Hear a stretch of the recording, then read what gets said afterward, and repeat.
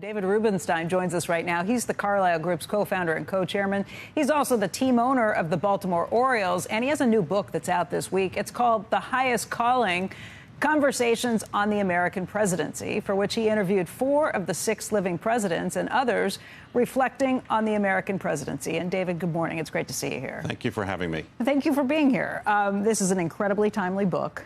We have spent so much time talking about the upcoming election, talking about what's happening in politics in this country. Why don't we start with the book and what you've heard, what you've learned, because you did interview former President Trump for this book as well. That's right. I interviewed him, and I interviewed President Biden as well, and President Clinton and President Bush as well.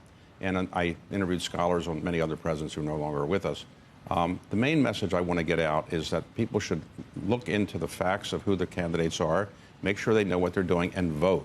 We have 80 million people who are eligible to vote who don't vote in this country. So we have about 160 million people voting, but 80 million people who could vote don't vote.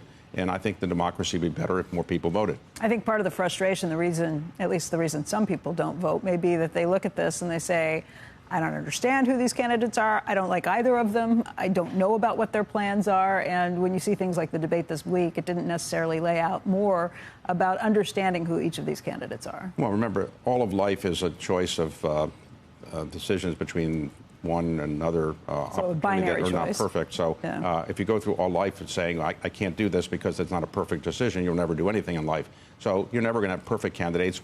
When Lincoln was running, he wasn't considered a perfect candidate. No candidate's ever been perfect. So you have to, like in life, come through a decision process, say, well, look, it's not a great opportunity to pick one or the other, but it's better to pick somebody than nobody. What's wrong with the process at this point to feel like we don't know necessarily who the candidates are, what their plans are? You would think that with social media and other ways of really tracking people, we'd have a better idea of finding out what they truly believe in. It seems like it would be harder to promise different things to all different groups of people, but I'm not sure that's the case. Well, we know a lot more than we used to know 10, 20, 30, 40, 50 years ago, for sure. Maybe that's why we like them less. But now we have such a thirst for information that we just think we should know even more than we already do know. But there's a lot of opportunity out there to learn more if you really want to dig into it. And people do get opportunities to have discussions on shows like this and other things. People do know who the candidates' views are and what the candidates are about, I think, generally, compared to what they did many years ago. It's not a perfect process. If we were going to change the process, we'd make it shorter,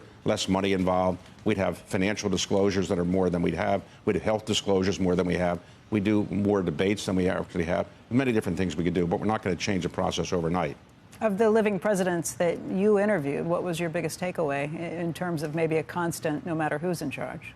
Who's ever in charge, these are people that really want to do what they think is right for the country. These are not malevolent people. They always don't agree with what everybody else wants, but these are people who are really trying to do this job because they think the country is worth leading. And it's not an easy job to be president of the United States. And think about it. Many of the people who've taken this job, you have to say to themselves, why do they really want this job?